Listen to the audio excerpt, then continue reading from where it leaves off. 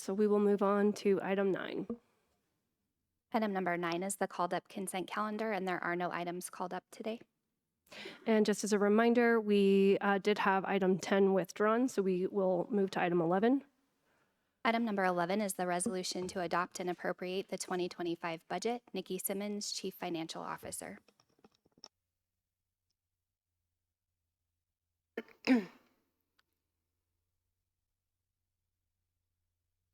Good morning, Commissioners. Nikki Simmons, Chief Financial Officer. We are here this morning to adopt and appropriate the 2025 budget. This budget is the result of many months worth of work from your entire county staff, elected officials, all department directors, and their financial teams. And so we are very excited to be able to present this budget for adoption today. On your screen and in your handouts, this is available online as well for anybody looking for it externally. This budget is a total revenue sources of $500 million and does include an $8.3 million Tabor refund that will be on 2024 property tax bills payable in 2025. That will be allocated to residential real properties, approximately about $36 per household. And so this budget is very similar to the budgets we've seen obviously throughout this entire budgeting process and our public hearings. All of the changes that we have made to this budget have been discussed in public session. The primary change to the budget from the original budget is just a reallocation of the ongoing pay increases to the correct departments as we got performance scores in, and our raise allocations are performance-based. So as we cleaned that up throughout the last several months with HR, that change has been made. But then the rest of the budget is the same as the preliminary budget that we have discussed throughout public sessions. I don't have any additional things to go through with this budget. There are charts throughout this document showing the total of the $533 million expenditures and how that is allocated between the various funds and various departments. And so if there were any questions, I would be more than happy to answer them this morning. Otherwise, I would request your approval on the budget. Commissioner Vanderwerf. Yes, thank you, Madam Chair. I don't have any question on the budget per se, because I know that we've been through several deliberations here, talked about some changes, but I do want to thank our CFO and the entire budget team, but actually extend it past that and really thank all of the department heads and the elected officials, because we've had a process that has been in use for the 8 years that I've been a county commissioner that I think is really a wonderful process. And Nikki, you'll know that I've talked to you about it several times, but I just want to express it in my last opportunity to express it publicly, where the department heads actually get together before they come before the Board of County Commissioners. They all have requirements and they all have issues and needs that they need funding for. And we always know that there's not enough money to cover all of those requirements. But those elected officials and department heads work those issues out and figure out what the biggest and most important priorities are to serve the citizens of El Paso County, and work those issues out before they come before this Board of County Commissioners. This has really done a great job in helping us make budget decisions here on this dais. I only wish the federal government would do a little bit more of that, because it's been decades when the president's budget has not survived a few weeks, and then the legislature has had to deliberate over a budget. So there's much less coordination and cooperation going on there. And I only wish that this would also happen in the state of Colorado, because very often the budget that's presented by the governor, a lot of it gets reshaped and reformed, and they have a lot of those budget deliberations as well. So I will just recommend to every other public agency across the state and across the nation that I really do think El Paso County is doing this right. having the elected officials and the department heads iron out those requirements issues before they come before this board. So I just want to say thanks to everybody for that. Commissioner Williams?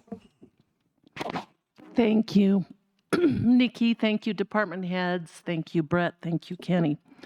I wanted to state something that's happened 2 years at the Colorado Counties Incorporated in our adoption of the budget.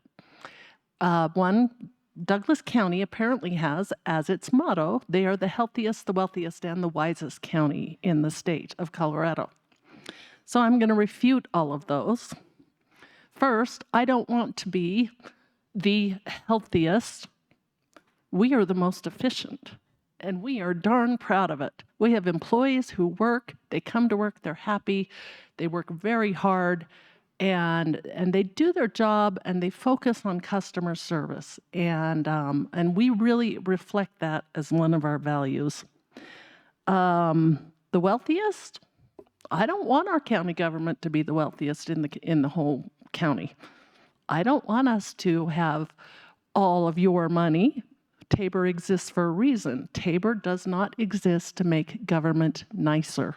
It exists to make my home nicer. And it exists to make all of your homes nicer. Because of Tabor, I have more personal money I can spend, and I appreciate that. The wisest, I will certainly question that one the most. We get it. Our mill levy will probably be around, when we do all the abatements and stuff, around 8 something. And Nikki, do you want to give me a so-so number? Or? You're going to put me on the spot, Commissioner, because I can't remember it off the top of my head, but it's on my next document. It's like 7.13, but I'm making that up right now. 7.13. And our sales tax is 1.23. So I pulled up the wealthiest county's mill levy. 19.774. Their sales tax runs at close to 4%. I have frequently told residents in my district that Douglas County paves their roads with gold. And I also, when people complain to me about our roads, which is a frequent complaint, I say, well, why don't you just move across the border into Douglas County? But I know my citizens know exactly how little they pay to El Paso County. I am so proud of this budget every year. I wanted to say this budget in particular focuses on public safety. We've prioritized our deputies. We knew they were being underpaid, so we found money to give them pay raises. We know that our public safety is one of our most important functions. We've prioritized our district attorney's office. They need to have the money just to be able to put together the paper and the binders to go and prosecute our criminals, such as the Club Q shooter, some of the other bad shootings that we have had in town, assistance with Fremont County, with the funeral home. We've done a lot of good things with our district attorney. We are aware, some counties were caught off guard. We are aware that our county courthouse needs to expand. We did a detailed courthouse study. We asked the hard questions. We made sure that judges were using their courtrooms efficiently. They don't all get their own courtroom. They have to share. And so we're using money in this budget to expand our courthouse so that we do not have to issue debt to expand the courthouse. This is a fantastic budget. I am incredibly proud of our staff who put it together. Thank you. Commissioner Gonzalez. Thank you, Madam Chair. I too wanted to thank the entire county staff and county administrator, and then Nikki, you have done a great job the last several years and every year on these budgets. And I'm very, very proud of the fact we continue to do stronger and better things in getting additional dollars for our roads and infrastructure and our public safety. Thank you. Vice Chair Bremer. Thank you. My colleagues have said it very well, and as I look at particularly the list of critical needs that, in addition to what we've done with the overall budget, we prioritized, and there was a system for requesting critical needs as well. As I look at that list, a few things jump out at me. One of them is this continued board's prioritization on infrastructure and public safety, as was just said by all of my colleagues. But I also see several projects that that are about transparency. And I think El Paso County has done a phenomenal job of not only spending the money well, but making sure that our citizens know exactly where that's going. And also realizing what, that helps us make sure that government isn't too large in the sense of, are we doing what government should and can do, and only what only government can and should do. I think that continues to be reflected in this budget. I also want to point out that all of this has been done and put together in an increasingly regulatory environment. Lots of hoops to jump through, lots of unfunded mandates that suddenly our county budget has to deal with. And Brett, Nikki, and your staff and all of our directors have just done a phenomenal job of figuring out how to do the best with what we have and continue to provide excellent customer service and the best employees, if I might say so. I think we can claim that one from Douglas County or over Douglas County as well. I'm just so proud of the workforce that makes everything in this budget absolutely possible. So thank you for all the work going into this. I think it's a true reflection of just a great position that El Paso County is in. I will also point out that there are counties across this state and across this nation that that their final budget approval might not be such a good and steady reflection day. That there are counties that are making cuts, but because of the management that has been done over a much longer time period here, we find ourselves in El Paso County in a position to continue serving our citizens as they expect. Well done. I'll just add, my colleagues have made great comments here about the budget process and what a emphasis that we are placing on the things that are most important to our citizens. We are a low tax county. We love to be a low tax county. That's what our citizens ask us for. We want to work in that budget, and that means that we have to be very disciplined about where we are putting that money, what priorities that we are spending that on. This is a great slide that just popped up here as it shows the property tax breakdown and where those taxes go, and that little 5.96% portion of those property taxes. We're glad to continue to keep those low and do the best that we can. I really appreciate Commissioner Williams mentioning the emphasis on making sure our sheriff's office has the resources needed to take care of the folks who take care of us. It's incredibly important. I also want to emphasize again the importance of roads in this budget. We hear all the time from citizens that that's where they want us to focus in on, and I think that has been fantastic. I always like to talk about the fact that I'm currently the only commissioner that lives in the unincorporated portion of our county. However, I'm one person and one vote here, and I'm incredibly grateful for this board putting an emphasis on those roads, even if some of them don't always have huge amounts of those roads in their district, and just recognizing the critical nature of keeping those roads in good condition for those residents in our unincorporated area. So with that, I will conclude my comments and just say one more big thank you to staff, our county administrator, who is just incredibly hands-on in this experience, as well as all of our countywide elected officials who similarly come to the table and know that we all have to work together for the benefit of citizens. So, Madam Chair, Commissioner Vanderwerf. I'd like to make a motion to adopt and appropriate the 2025 budget. I will second. Okay, that's been moved and seconded. I want to make sure that we have the opportunity, if there's anyone here from the public to speak on this before we take our vote, we want to hear from you.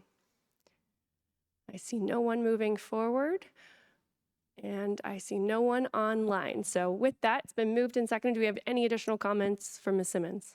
No, no comments from me. Thank you so much, commissioners, for your support. It means the world to all of us. Okay, I will call the roll. Commissioner Williams, Aye. Commissioner Vanderwerf, Aye. Commissioner Gonzalez, Aye.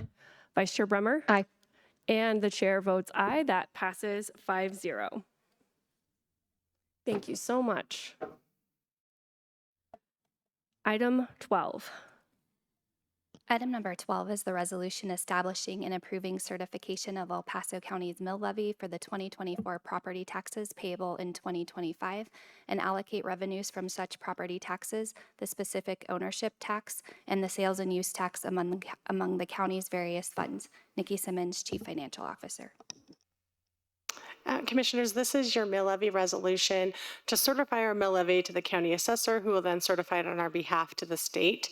And Commissioner Williams, I think I transposed the numbers earlier. At 7.315 is our mill levy for this year, which includes a 1.159 temporary mill levy reduction to be in compliance with Tabor. So this is not our full mill levy. Then we have an abatement mill of 0.014 mils, and we're allocating a portion of our mill levy to our road and bridge fund. And so the total mill levy being 7.315. This resolution also directs the assessor and treasurer's offices to help us refund this $8.252 million Tabor refund to a flat credit to residential property taxpayers. We have already started working with the assessor's office and the treasurer's office to have this on next year's property tax bills. This resolution also allocates the specific ownership tax that we collect through motor vehicle registrations to the Road and Bridge Fund in its entirety, and allocates the sales taxes to the funds as directed in the budget. Commissioner Williams, I move approval of the resolution establishing and approving certification of El Paso County's mill levy for the 2024 property taxes payable in 2025 and allocate revenues from such property taxes, the specific ownership tax, and the sales and use tax among the Colorado various funds. Second. okay, that has been moved and seconded. Once again, I want to make sure we have an opportunity. If anyone here is here to speak on this item, please do come forward. I see no one coming forward in the room, and we have no one online, so it's been moved and seconded. I'll make sure there are no additional comments from commissioners.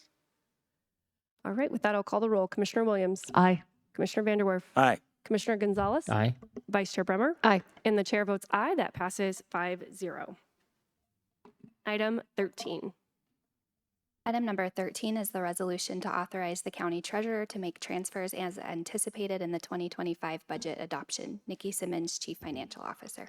Commissioners, this resolution is an administrative matter to allow the treasurer to transfer funds as directed within the 2025 budget that you adopted 2 items ago.